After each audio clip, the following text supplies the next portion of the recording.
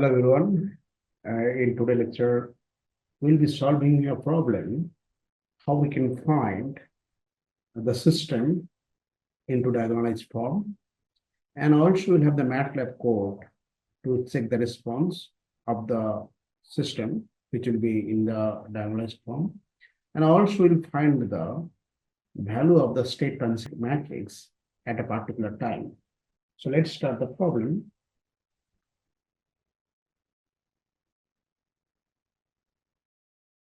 Here the system is given to us x1 dot equal to minus x1 plus 2x2 and x2 dot equal to minus x1 minus 3x2. If you notice this system, there is no external inputs in the system. The system, we can say this is the natural system, and also it is in coupled form. So here we can say ut is basically 0 here. There's a control input is 0. So here the question is calculate the state transition matrix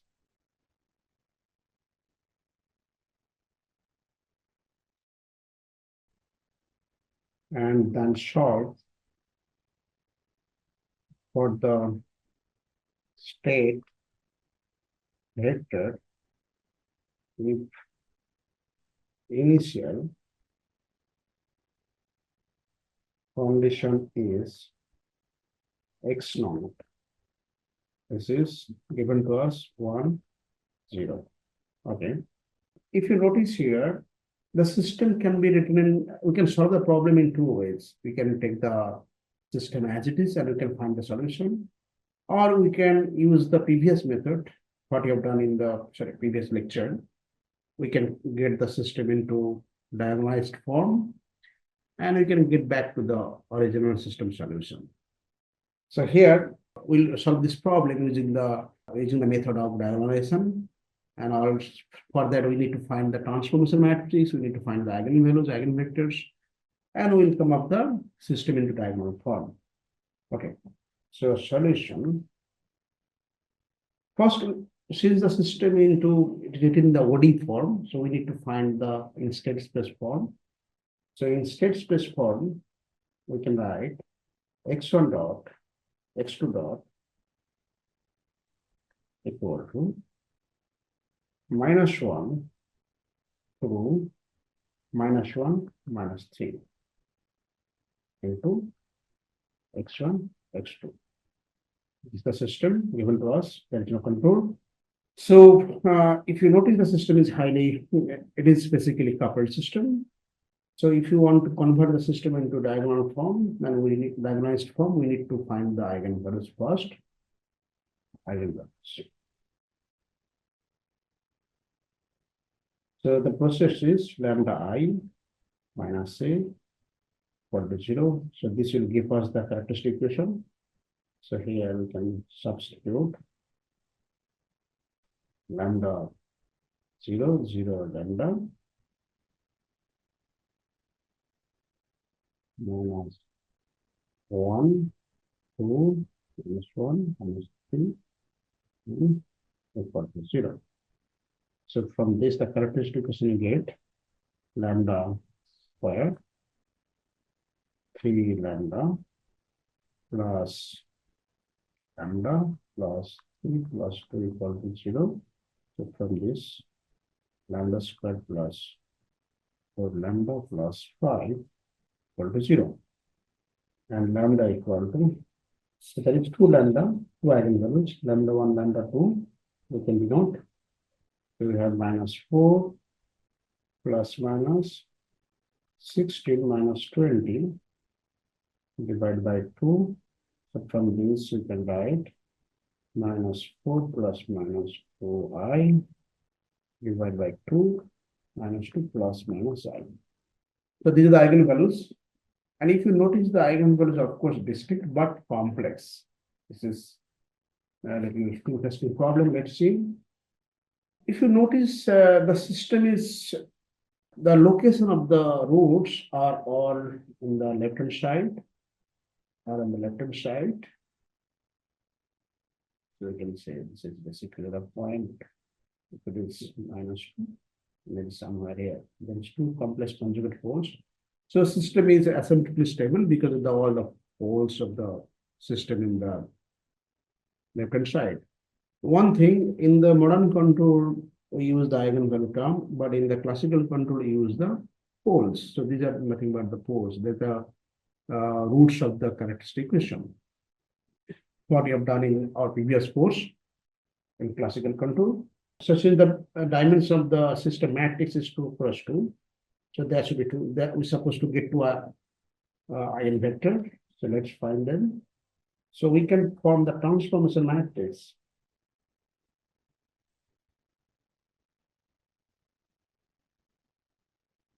T equal to V1, V2. And since we don't know the values of V1, V2, let's assume for V1, V11, V12, V21, and V22. These are the terms of the eigenvectors. So now, here, basically, these are the eigenvectors, right? So now we'll use first eigenvalue to find the V1. So let's start with the equation what needs to be satisfied. So for this is the equation we know, lambda I Vi equal to A Vi. Like this the property you know. So we'll take the first eigenvalue to find V1. So for that we can use find V1. So for that we need to use lambda 1 V1 equal to A V1. So lambda 1 we can write V11 V21 equal to, we can take the matrix minus 1 2 minus 1 minus 3. And here we have the given same vector V21. And from this we can get two equations, lambda 1 V11 equal to V11 plus 2 V21, and lambda 1 V21 equal to minus V11 minus 3 V21. Right. If you notice from these two equations, equation 1, that are linearly dependent, that is, we cannot get two unknowns, V11 and V21, by solving these two equations. The best way you can do is, we can specify arbitrary value of one of the parameters, and we can proceed.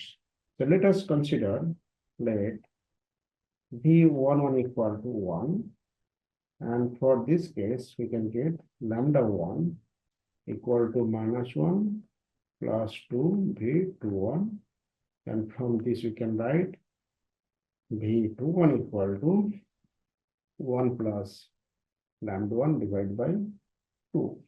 And already we have the lambda 1, if you substitute, we have minus 1 plus I divided by 2.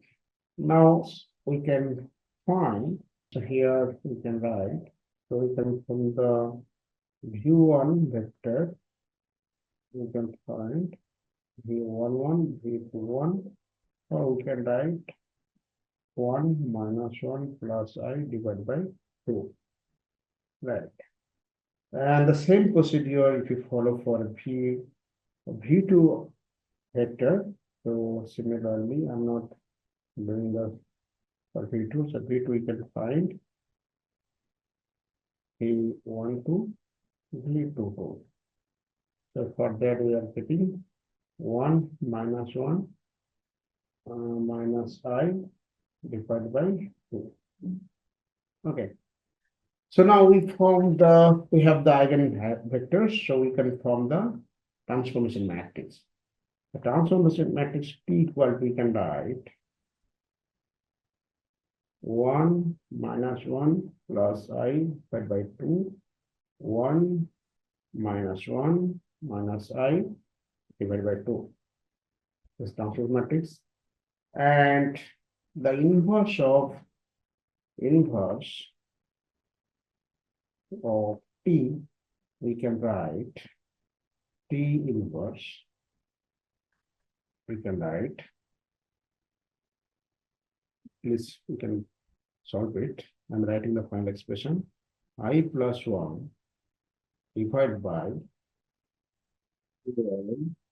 1 by I minus 1 divided by y minus 1 upon 2. So this is the T inverse matrix.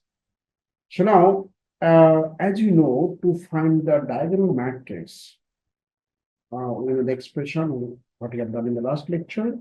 So we can find the diagonal matrix.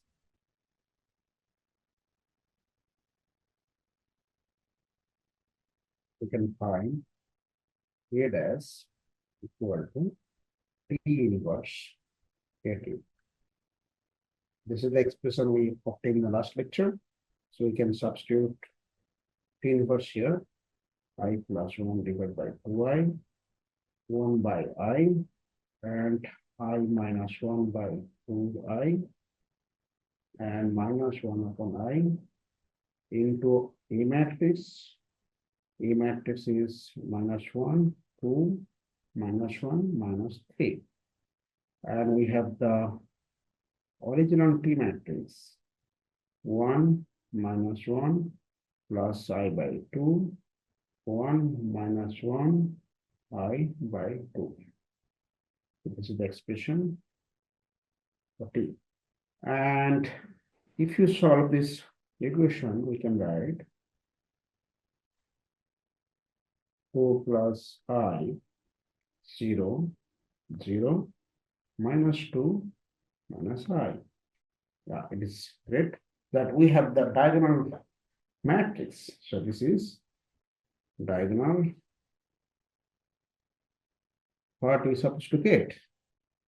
What is supposed to get for the concept what we have done in the previous lecture. So this is diagonal matrix. Now, if you would like to find state transition matrix, state transition matrix of the transform system, of the transform system, we can write e to the power A dash T, which is nothing but exponential of the diagonal elements. So you can write minus 2 plus I into T 0, 0, and e to the power minus 2 minus I into T. So this is basically the state transition matrix of the transform system. So from this, if you want to get back the original state transition matrix, we have the formula also. In the last lecture we have derived. So the state transition matrix for the original system, we can write e to the power at equal to t e to the power a dash t inverse. So we can t already you have 1 minus 1 plus I divided by 2 minus 1 I divided by 2. This is the T matrix, and we have the state transition matrix of the transform system. It the minus 2 plus I into T 0, 0, it the minus 2 minus I into T. And we have the inverse of the transformation matrix I plus 1 divided by 2i, 1 by I minus 1 divided by 2i, and minus 1 by I.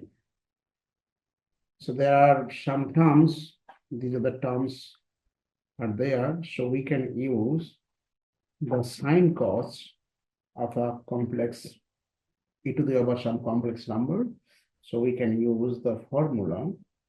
So if you use e to the power a plus ib, we know that e to the power a, and ib to the power ib we can write as cos b plus I sin b, right? So you can use this formula in for this particular matrix and simplifying the above expression,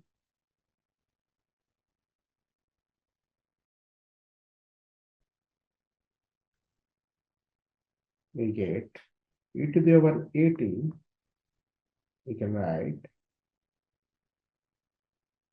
e to the power minus 2t into cos t plus sin t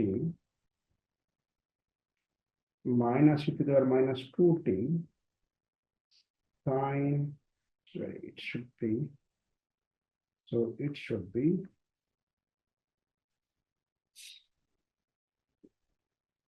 cos t plus sin t, the sin t, 2 into e to the power minus 2t, e to the minus 2t, cos t minus sin t. So this is the state transition matrix of the original system. Now, if you notice the solution of the state equation, we know that x of t e to the power at x naught plus 0 to t e to the power a t minus tau b u tau and d tau. This is, the solution of the system if it is written in the state space form. It doesn't matter it is in diagonalized form or coupled form. So this is the standard expression. So now here, if you notice here, our control input is 0 here. In the problem it is defined. The control input is 0 here. So now, this exponential term here, it will not be there in the solution. So we can now write with u of t equal to 0, we can write x of t simply e to the at and x naught. So we can write e to the at, and also we are given x naught. X naught is given 1, 0. If you notice, x naught is given 1, 0. Right. So x naught is 1, 0. So we can write in the place of e to the at, we can substitute this term. Right. We get e to the minus 2t cos t plus sin t and minus e to the minus 2t sin t. Right. This is the solution of the original system. Now we will see the response in MATLAB for this particular case. So it is quite obvious that there should be some overshoot, undershoot, because in both the solution we have the sine, cosine terms. So we will go through some oscillation, but over time the oscillation will go to 0 because we have this term e to the power minus 2t. So as t tends to infinity, this part is going to 0, and this is going to decay the oscillation in the system. So let's check the MATLAB result. This is the MATLAB code. of this particular solution. So here we are having, we are solving the system for 10 seconds, 10 seconds here. And we have the expression, so it is nothing but here, this is actually x1 of t and x2 of t. So x1 of t, our expression is, this is the expression. So this is, here we have written x1 of t and x2 of t is here. And the other things are to modify the plot.